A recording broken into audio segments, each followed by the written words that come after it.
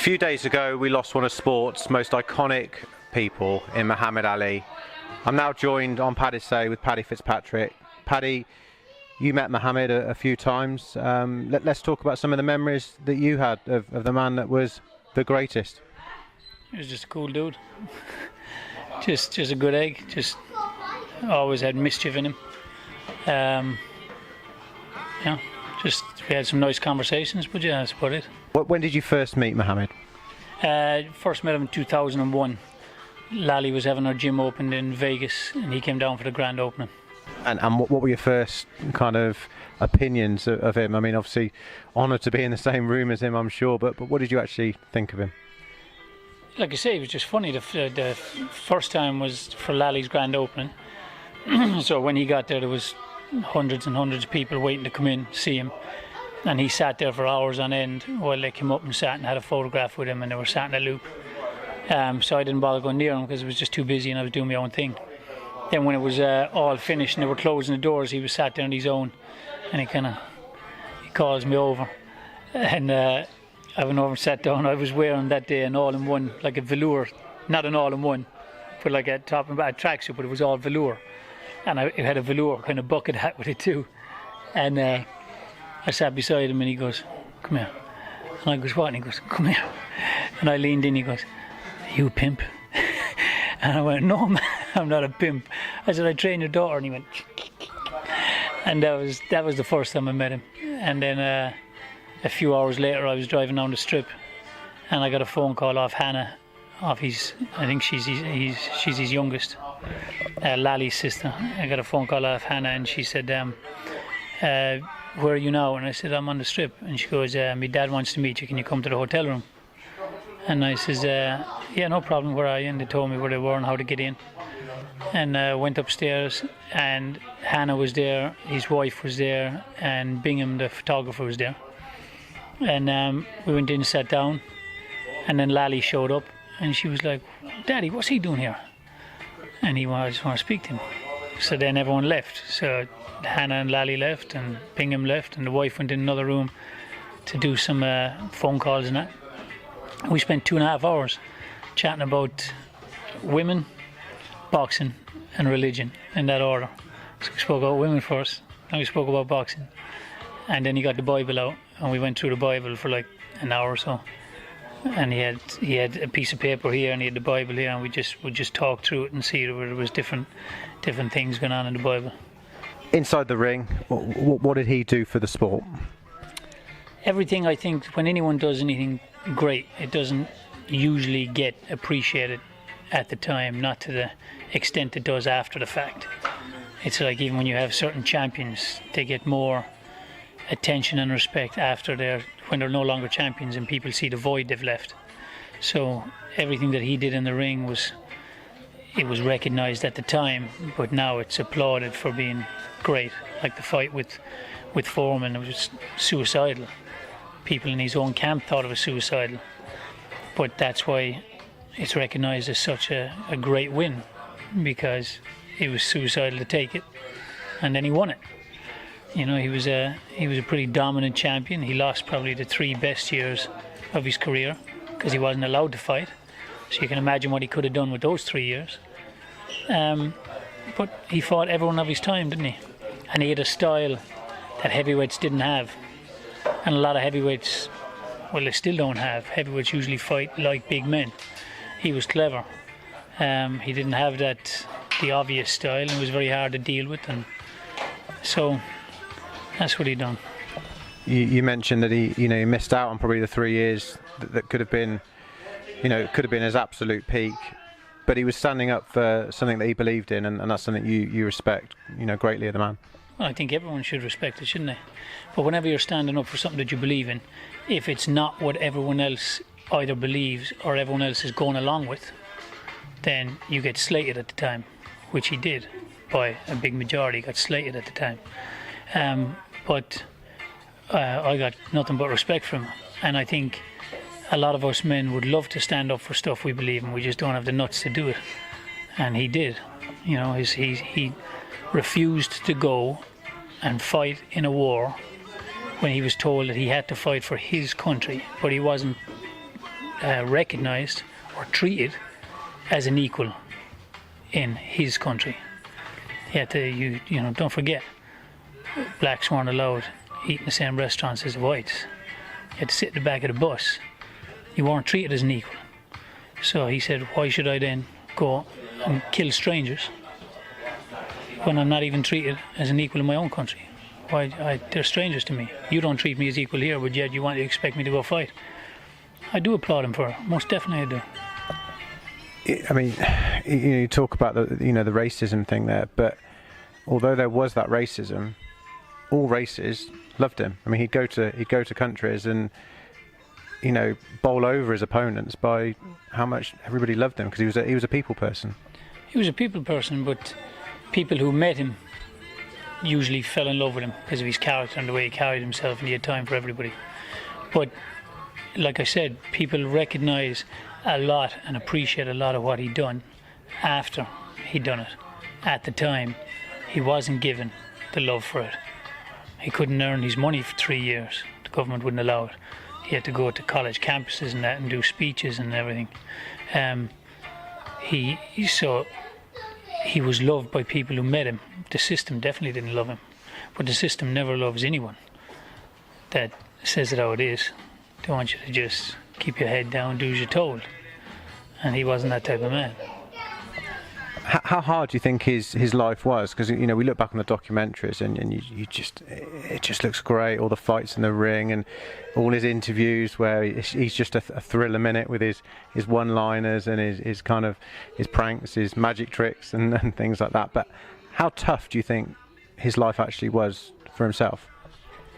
Well, I'm going to be guessing this answer the same as anyone else would guess it, because I wasn't around. And any time that we were together, we never spoke about that. But you think about it. He was called up. He came back from the Olympics, a gold medalist for his country. But he wasn't even allowed to go eat in the cafe down the road because blacks weren't allowed in there. Okay? So then they call him up. He can't even eat in that cafe. He can't get on the bus only unless he sits in the back and acts like a good boy and does what he's told. And he was too strong for that. To do as he's told.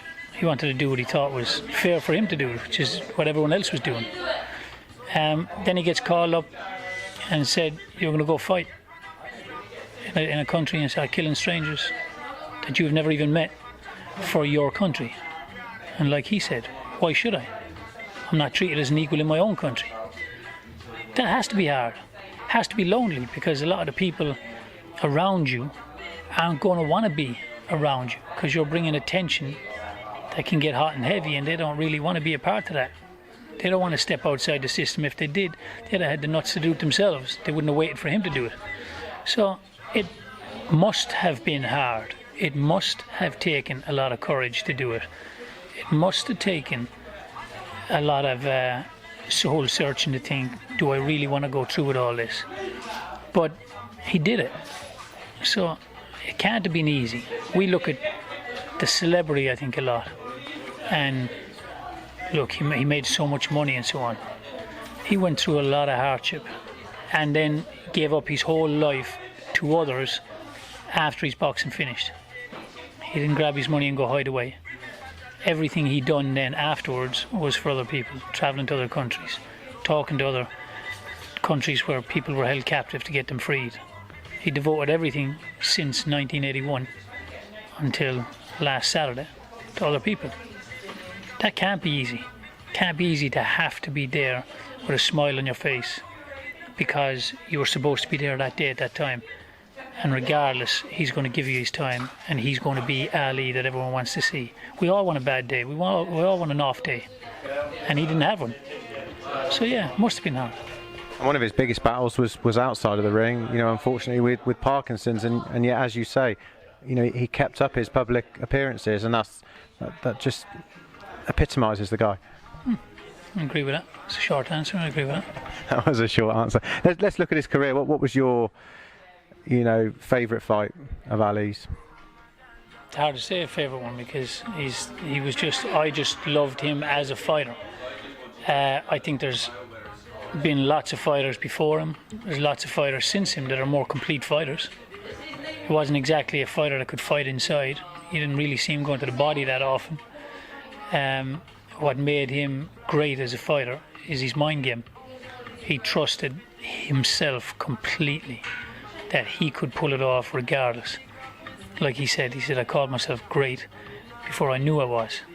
He fully believed he was great before he had the proof that he was great. That's what I admire about him most. Now the fights that you see that stand out in is, say, the Foreman fight, and you see the Thriller and the Manila, going through hell and high water to get to where he needed to be. But it's him as a fighter overall that I look up to and respect, as opposed to any one fight in particular. And Thriller and Manila, should that have been his last fight, really? He went on and done other things since then, isn't it? So, I think people relate his Parkinson's and that directly to the boxing, where, to the best of my knowledge, he had the gene anyway, and the boxing would have brought it on. So, see you boys, God bless. So, should he have stopped? Everyone will have an opinion of when he should have stopped. God bless, but that doesn't mean if he'd have stopped at that time that he still wouldn't have ended up with Parkinson's. He did what he did, he is what he is, and that's where we should leave it. Would have been a nice fight to have finished on, forget the Parkinson's, that would have been a nice way to have bowed out though, wouldn't it? Yeah, it would be. But like I said, everything about him stands out because of everything that he'd done and us looking back into it after the fact.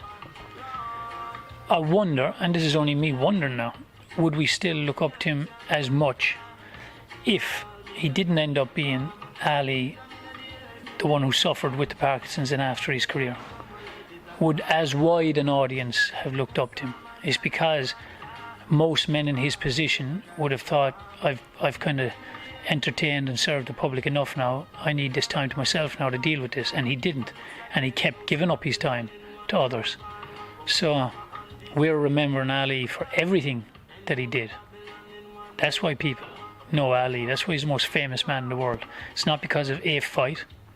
It's not because he didn't go to the war. It's not because of any one thing in particular. It's because of absolutely everything that he did. Do you think we'll ever see another boxer or another sportsman that is quite like Muhammad Ali, or quite has the impact and the after effect that he has? Everyone always says we won't, but I'd like to think we will. I'd like to think we will. Or else, have we learned anything from him at all? Wouldn't it be nice that some kid at a real young age looks up to him and thinks, I'm going to achieve what he did, or I'm going to give as much of myself to other people as he did, and then go about planning out their life or dealing with everything that happens in life in such a way that then we start looking at them and recognising them. So it's too easy to go, there'll never be another like him. I hope there is. I hope there is. Imagine if there was another 10 like him, 20 like him. It's a shame if there's not another like him. 6 billion people on the planet, and we can't get one more to conduct himself like he can. He's a shining example, and when you're coaching your youngsters, is he someone that you go to straight away and there's a man you should follow in life? No, because it's strokes for folks. Depends what I'm teaching them. If I'm teaching them to go to the body, I definitely don't tell them look at him. If you're teaching somebody how to stand up for what they believe is right, yeah. But you could also point at Gandhi. There's lots of people that you could point at. Martin Luther King, there's lots of people that you can point at that stood up for what they believed. Martin Luther King exactly didn't have a nice finish, did he? Standing up for what he believed. Gandhi had a hard life, standing up for what he believed. There's lots of people that you can point to. We look at him because the man, but then you could look at, like I say, Mahatma Gandhi or Martin Luther King or many other people to say there's a good man, the way he should conduct himself. But we also look at him for being Ali, the funny dude as well. Ali, the world champion boxer, 3-time world champion. It's a collective of what he is that makes him Muhammad Ali. But there's lots of other people that have done great in the world just the same as he have. So there's lots of examples you can give to people depending on what you're trying to teach them. And my final question, in boxing terms, was Muhammad Ali the greatest, and if so, why in your opinion? Was he the greatest fighter of all time? I don't know. He's definitely right up there. A lot of people would say, of course he was. But you have lots of excellent fighters. Sugar Ray Robinson, who was right there. So. But when you say the greatest of all time, I wonder how many people can actually say, catalogue his fights. Or even catalogue all his world titles. Even forget the rest of the fights. So he's not just remembered as the greatest of all time because of his fights. It's because of everything. So because of everything he done up to this date, then he's the GOAT. But was there other fighters that were probably more complete than him? Yeah, probably was.